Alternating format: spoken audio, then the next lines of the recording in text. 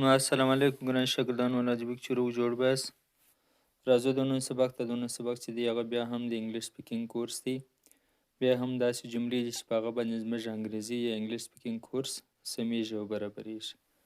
په دې کې مې هغه جملې راخیستې دي چې هغه موږ په ورځني ژوند کې په ورځني سپیکینګ کې ډېرې زیاتې استعمالوو. که چیرې موږ دغه جملې زده کړو نو بیا به موږ په ډېره اسانۍ باندې په انګریزي کې په ورځني ژوند کې د یو چا سره د خبرو کولو پر مهال باندې انګریزي ویلی شو. راځئ دغه جملې راسره واورئ، تر پایه ویډیو راسره وګورئ. تاسو به ډېرې په زړه پورې جملې زده کړئ. اوله جمله ده He is still not well. He is still not well. هغه تر اوسه نه دی ښه نه دی، یعنې جوړ نه دی. Do you have cash money? Do you have cash money? ستا سره نغدې پیسې سته؟ آیا ته نغدې پیسې لرې؟ Do you have cash? نغدې تیارې. Put on your clothes. Put on your clothes. کالي دې واغونده. خپل کالي دې واغونده یا جامې دې واغونده. The doctor will inject. The doctor will inject. ډاکټر به ستن در ولګوي. ډاکټر به پیچکاري یا ستن در ولګوي. Heat up the food. Heat up the food. خواړه تاوده کړه. ډوډۍ تاوده کړه یا ګرمه کړه. خواړه. It is very sour.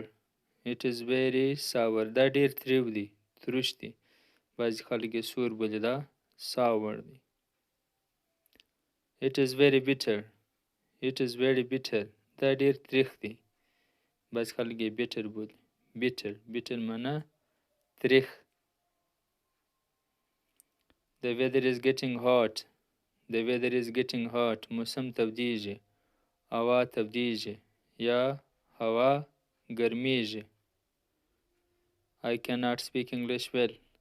I cannot speak English well. زه انګلیسي ښه نشم ویلی. معنا په انګلیسي باندې ښه خبرې نشم کولی. Don't be angry. Don't be angry. یا don't get angry. خشمېږه مه. خښم مه کوه یا خښم مه دروله. It is very hot today. It is very hot today.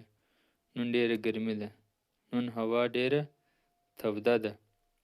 ګرمه ده یا ګرمه ورځ ده. He is not picking up the phone. He is not picking up the phone. هغه ټلیفون نه پورته کوي. یعنې ټلیفون ته جواب نه ورکوي. Picking up. Turn on the fan. Turn on the fan. پنکه ولګوه. How is your business? How is your business? ستا کاروبار څنګه دی؟ یا ستا کار څنګه دی؟ How much is it? How much is it? دا په څو دی؟ یعنې باید څو ده. It is up today. It is up today. نن رخصتي ده، چټۍ ده. Take the car. Take the car. موټر ونیسه یعنې بویزه واخله. Take off the shoes. بوټان یا ګوټونه وباسه یعنې ویې کږه له پښو څخه. Let's go shopping. Let's go shopping. راځه سودا ته ولاړ سو. راځه سودا وکړو یا د سودا لپاره ولاړ سو. نو ګرانو شاګردانو دا و زموږ د نن سبق چې د انګلیش سپیکینګ جملې پکښې ولې. داسې جملې چې هغه موږ د انګلیش سپیکینګ لپاره استعمالولی سو. مننه. الله حافظ.